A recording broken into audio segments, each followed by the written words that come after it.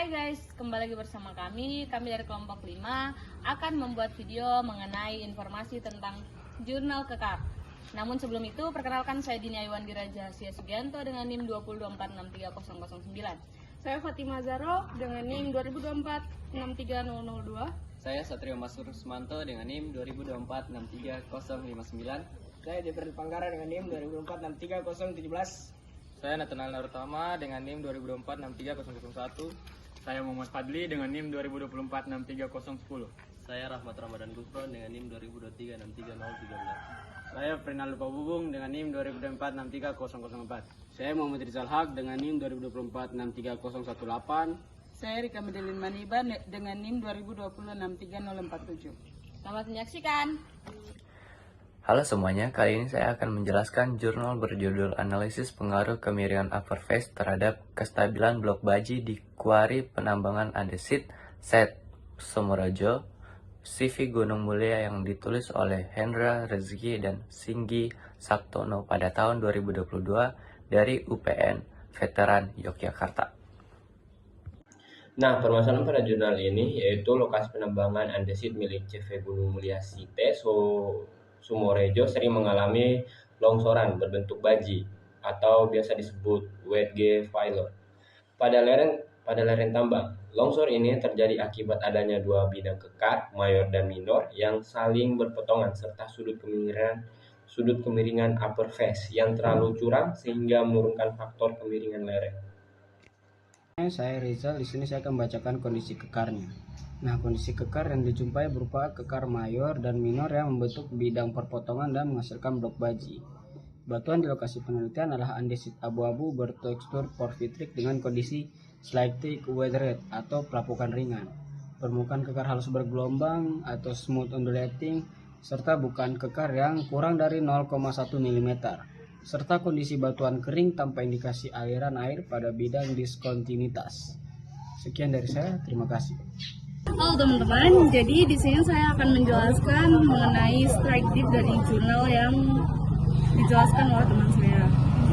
Nah, jadi arah strike menunjukkan arah jurus atau perpotongan bidang kekar dengan permukaan bidang horizontal. Nah, sedangkan dip itu menunjukkan arah dan besar kemiringan bidang dengan bidang horizontal. Dari data jurnal tersebut didapatkan bahwa kekar mayor umumnya berarah barat daya timur laut, yaitu dari north 215 derajat east hingga north 134 derajat east dengan kemiringan 17 derajat hingga 34 derajat. Sedangkan kekar minor berarah timur laut hingga barat, yaitu north 126 derajat east hingga north 281 derajat east dengan kemiringan 17 derajat hingga 21 derajat. Jadi, arah perpotongan kedua kekar tersebut yang menyebabkan terbentuknya blok baji dan menjadi potensi bidang longsor pada lereng tambang. Sekian, terima kasih. Dari seluruh penjelasan dapat disimpulkan bahwa kemiringan upper phase sangat berpengaruh terhadap kestabilan lereng tambang. Semakin curam sudut, nilai faktor keamanan semakin menurun.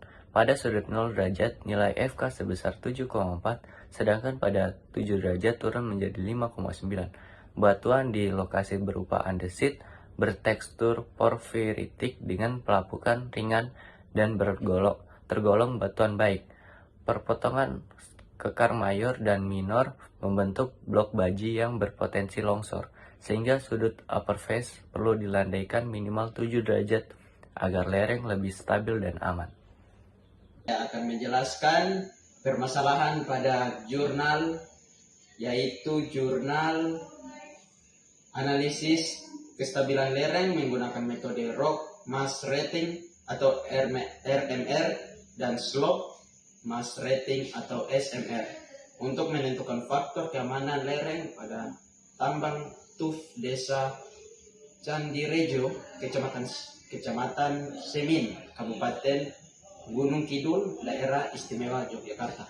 Di sini permasalahan pada jurnal ini adalah adanya perubahan morfologi akibat penambangan, pelapukan dan erosi, beban tambahan dari aktivitas manusia, serta kurangnya pengawasan terhadap kondisi lereng. Ketidakstabilan lereng ini menjadi ancaman bagi keselamatan masyarakat dan lingkungan sekitarnya, sehingga perlu dilakukan analisis kestabilan lereng menggunakan metode rock mass rating atau RMR dan slope mass rating atau SMR untuk mengetahui tingkat keamanan lereng atau faktor keamanan. Baik teman-teman, saya akan menjelaskan kondisi kekar yang terjadi pada jurnal yang telah disampaikan sebelumnya. Jadi ada 5 kondisi kekar, ada 5 lapisan kondisi kekar pada jurnal ini. Namun yang akan saya sampaikan adalah kondisi keseluruhan pada 5 lapisan kekar ini, yaitu kondisi kekar di lapangan memiliki bukaan kekar yang tidak ada sampai berukuran 55 mm. Bukaan kekar tersebut tidak terisi dan memiliki tingkat pelapukan yang sedikit lapuk. Kekar di lapangan memiliki bidang kekar yang sedikit kasar dan berwarna kecoklatan akibat dari pelapukan. Dan juga kondisi kekar ini tidak memiliki bukaan kekar dan permukaan kekar yang halus, serta tidak memiliki material pengisi. Hal ini dikarenakan kekar ini merupakan bidang perlapisan. Assalamualaikum warahmatullahi wabarakatuh. Halo semuanya, perkenalkan nama saya Rahmat Ramadan Gufron, NIM 2023630313. Kali ini saya akan membacakan strike dan dip serta deep direction yang didapati di lapangan pada jurnal ini. Kekar yang diukur pada lapangan diukur menggunakan scanline sepanjang 27,5 meter dengan pengukuran pada 5 lapisan batuan secara berurutan dari atas ke bawah, dan didapati 3 jenis joint set, yaitu joint set 1 dan joint set 2 yang merupakan bidang kekar. Kemudian joint set 3 atau J3 merupakan bidang perlapisan. Kemudian untuk strike dan dip dari perlapisan pertama, yaitu kekar 1 yang merupakan joint set 1 memiliki strike 235 derajat is dan dip 75 derajat. Dip direction kekar yaitu 325 derajat is. Kekar kedua pada perlapisan pertama yaitu joint set 1 dengan strike 300 derajat is, dip 57 derajat. Dip direction kekar 30 derajat is. Kekar nomor 3 yang merupakan joint set 1 memiliki strike 285 dengan dip 81 derajat, dip direction 15 derajat. Kemudian untuk kekar keempat yang merupakan joint set 1 memiliki strike 290, dip 71 derajat dengan dip direction 20 derajat. Kekar kelima yang merupakan joint set 1 memiliki strike 301, dip 75 derajat dan dip direction 31 derajat. Kemudian kekar ke-6 yang merupakan joint set 1 yang memiliki strike 301 derajat, dip 71 derajat, dip direction 31 derajat. Kekar ke-7 yang merupakan joint set pertama memiliki strike 297 derajat, dip 70 derajat, dip direction 27 derajat. Kekar ke-8 yaitu joint set 1 memiliki strike 299, dip 67 derajat, dip direction 29 derajat. Kekar ke-9 joint set 1 memiliki strike 310 derajat, dip 69 derajat, dip direction 40 derajat. Kekar ke-10 yang merupakan joint set 1 memiliki strike 310 derajat, dip 79 derajat, dip direction 40 derajat. Kemudian kekar ke-11 yang merupakan joint set kedua, joint set 2, strike memiliki strike 120 derajat is, dip 64 derajat, dip direction 210 derajat. Kekar ke-12 yang merupakan joint set kedua memiliki strike 125 derajat, dip 81 derajat, dip direction 215 derajat. Kemudian kekar nomor 13 yang merupakan joint set 1 memiliki strike 305 derajat, dip 64 derajat, tip direction 35 derajat. Kemudian kekar ke-14 yang merupakan joint set 1 memiliki strike 305 derajat, dip 57 derajat, dip direction 35 derajat. Kemudian untuk kekar ke-15 yang merupakan joint set 1 memiliki strike 297 derajat, dip 87 derajat, dip direction 27 derajat. Kemudian untuk strike ke-15 kemudian untuk kekar nomor 15 yang merupakan joint set 1 memiliki strike 297 derajat, dip 80 derajat, dip direction 27 derajat. Kekar ke-16 yang merupakan joint set 1 memiliki strike 300 derajat, dip 89 derajat, dip direction 30 derajat. Kemudian untuk kekar nomor 17 adalah merupakan joint set 2 dengan strike 106 derajat, dip 79 derajat, dip direction 196 derajat. Kemudian untuk kekar nomor 18 yang merupakan joint set 1 memiliki strike 322 derajat, dip 59 derajat, dip direction 52 derajat. Kekar nomor 19 adalah kekar joint set 1 yang memiliki strike 294 derajat, dip 73 derajat, dip direction 24 derajat. Kekar 20 merupakan joint set kedua memiliki strike 105 derajat, dip 76 derajat, dip direction 195 derajat.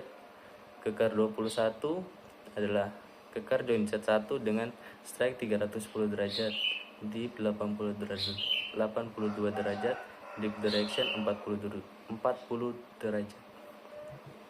Kemudian untuk kekar nomor 22 adalah joint set 3 dengan strike 20 derajat, dip 5 derajat, dip direction 110 derajat. Kemudian kekar nomor 23 merupakan kekar dengan joint set 3 yang merupakan bidang perlepisan tadi, memiliki strike 18 derajat, dip 7 derajat, dip direction 108 derajat.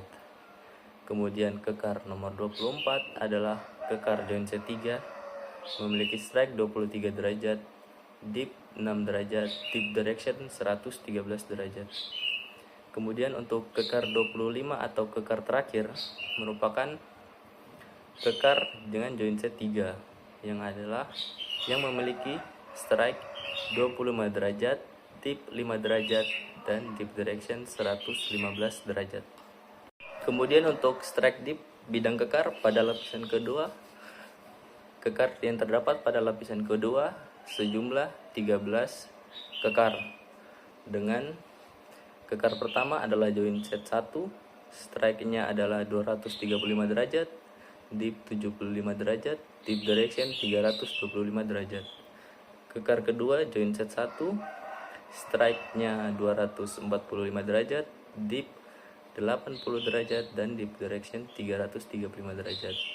Kekar ketiga adalah kekar joint set 1 dengan strike 300 derajat, dip 76 derajat, dip direction 30 derajat.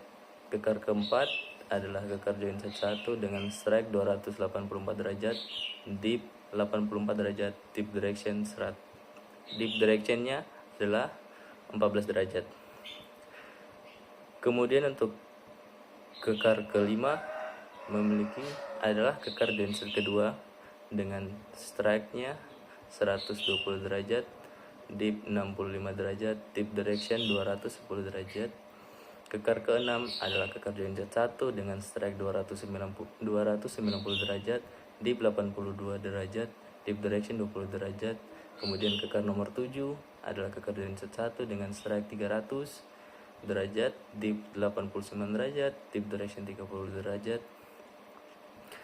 Kekar ke-8 adalah kekar joint set 2 dengan strike 106 derajat, dip 79 derajat, dip direction 196 derajat. Kemudian kekar nomor 9 adalah kekar joint set 1 dengan strike 320 derajat, dip 79 derajat, dip direction 196 derajat. Kemudian kekar nomor 10 adalah kekar join set 1 dengan strike 294 derajat, dip 73 derajat, dip direction 24 derajat. Kemudian untuk kekar nomor 11 adalah kekar join set 2 dengan strike-nya adalah 105 derajat, dip 76 derajat, dan dip direction 195 derajat. Kemudian kekar nomor 12 adalah kekar join set 1 dengan strike 310 derajat dengan dip 82 derajat dan dip direction-nya adalah 40 derajat. Kekar nomor 13 adalah atau kekar terakhir merupakan kekar bidang perlapisan, yaitu kekar join set 3 dengan strike 27 derajat, dip 7 derajat, dan dip direction-nya adalah 117 derajat. Kemudian untuk strike dan dip pada bidang kekar pada lapisan ketiga, didapati kekarnya adalah berjumlah 6 kekar.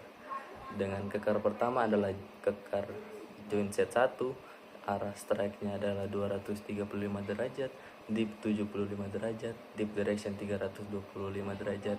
Kemudian kekar nomor 2 adalah kekar join set 2 dengan strike 120 derajat, dip 65 derajat, dip direction adalah 210 derajat. Kekar nomor 3 adalah kekar join set 1 dengan strike 300 derajat dan dip adalah 89 derajat, dip direction adalah 30 derajat. Kekar nomor 4 adalah kekar join set 1 dengan strike 294 derajat, dip 73 derajat dengan dip direction adalah 24 derajat.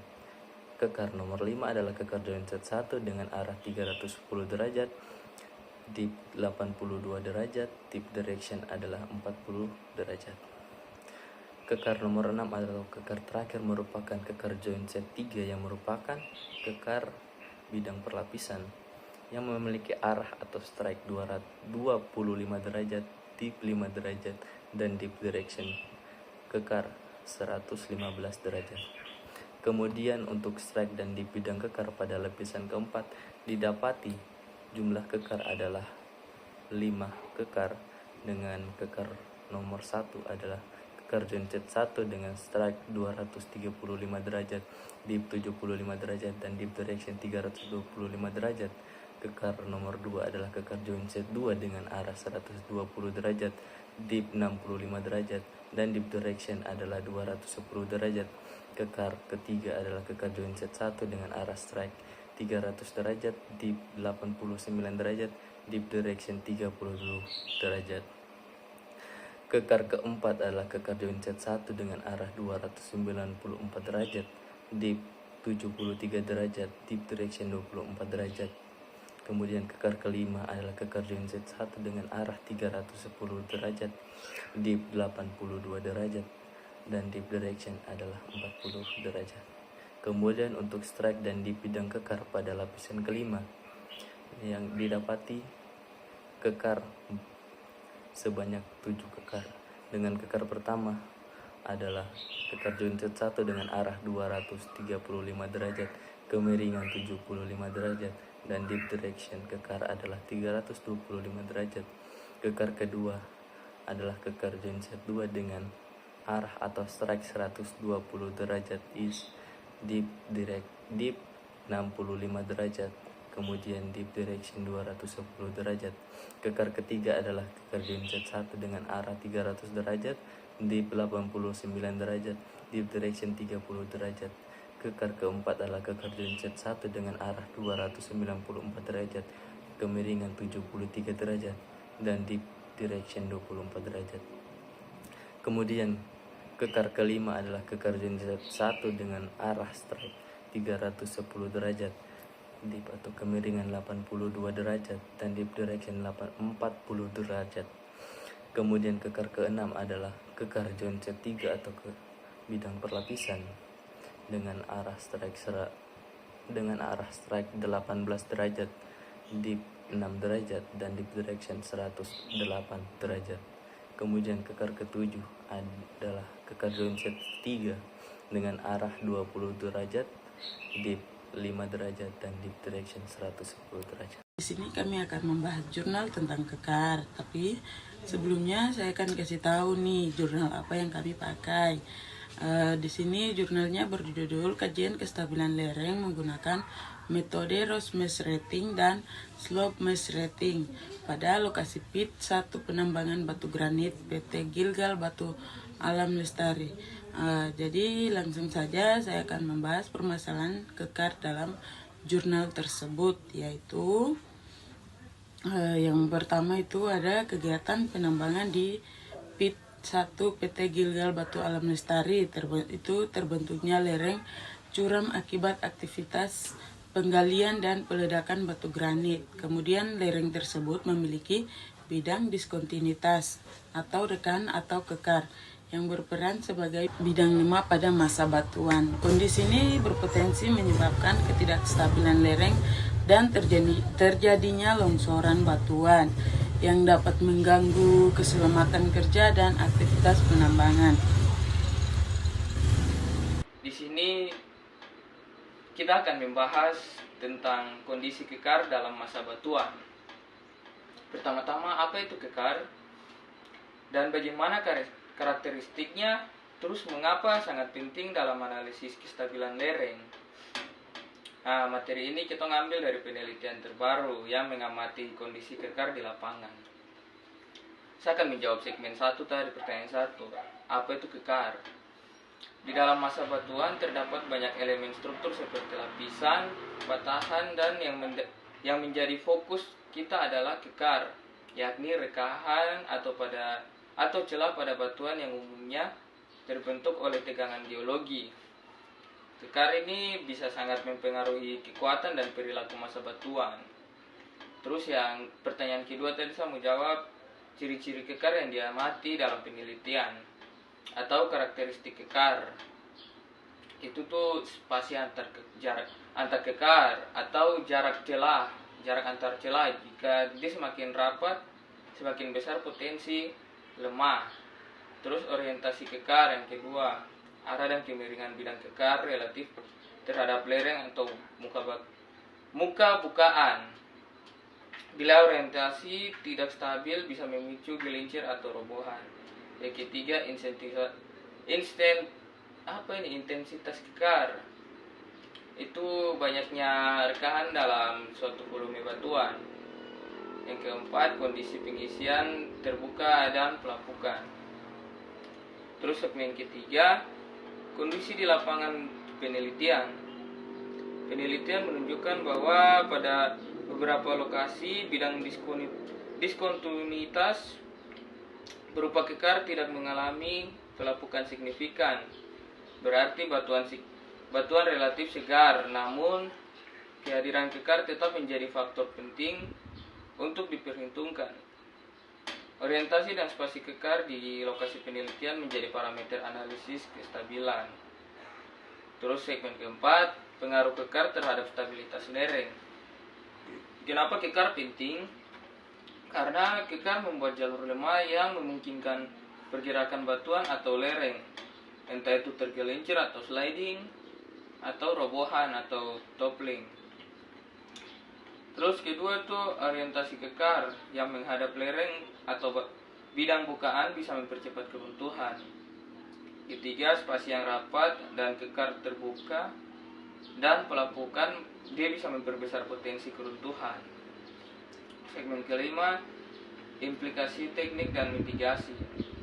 Jadi dari sudut teknik rekayasa, data kekar harus masuk ke dalam desain. Pengukuran spasi dan orientasi harus dilakukan. Pada rekayasa lereng, konstruksi tambang atau jalan bukit, penyanggaan atau stabilisasi perlu memperhitungkan kondisi kekar. Dari semua yang saya sudah jelaskan tadi, jadi teman-teman, pembahasan itu tentang kondisi kekar dalam masa batuan.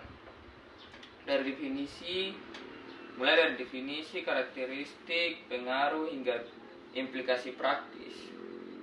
Semoga konten ini bermanfaat bagi kalian yang berkecimpung di bidang geologi teknik atau teknik pertambangan. Jangan lupa like, share, dan subscribe. Dadah. Teman, saya akan menjelaskan tentang apa itu strike dan dip. Pertama-tama mari kita kenali dua istilah penting ini. Strike adalah dua arah jurus bidang kekar, yaitu garis pertemuan antara bidang kekar dengan bidang horizontal. Dip adalah kemiringan bidang kekar, ukuran sudut antara bidang kekar dengan bidang horizontal dan disertai arah kemiringannya. Dengan memahami strike dan dip, kita bisa menggambarkan orientasi bidang kekar secara lengkap. Cara pengukuran di lapangan. Di lapangan orientasi ini diukur menggunakan kompas geologi dan klinometer. Tim penelitian mencatat strike dan dip untuk setiap bidang kekar dan diamati. Data ini kemudian dikumpulkan dan dianalisis sebagai bagian dari evaluasi kondisi massa batuan. Contoh di satu lokasi penelitian, pengukuran strike dan dip bidang kekar menjadi salah satu parameter dalam perhitungan rock mass rating RMR, karena orientasi bidang kekar mempengaruhi bobot koreksi. Orientasi yang menguntungkan misalnya bila strike kekar di atas 45 derajat dan kemiringan menunjukkan ke arah yang relatif stabil terhadap lereng-lereng. Kenapa orientasi kekar penting? Kenapa kita harus peduli tentang orientasi bidang kekar? Karena bidang kekar adalah jalur kelemahan dalam batuan rekahan yang dapat menjadi titik awal keruntuhan jika kondisi mendukung. Jika bidang kekar terorientasi sedemikian rupa sehingga kemiringan menghadap lereng atau berpotensi menjadi bidang geser, maka resiko longsor atau runtuhan semakin besar. Sebaliknya, bila orientasi kekar menguntungkan, maka stabilitas bisa lebih baik dari orientasi strike atau dip. Inilah yang memungkinkan kita melakukan analisis lebih mendalam apakah bidang kekar akan menyebabkan kondisi labil atau masih dianggap aman dalam kondisi saat ini. Aplikasi dalam rekayasa dan mitigasi.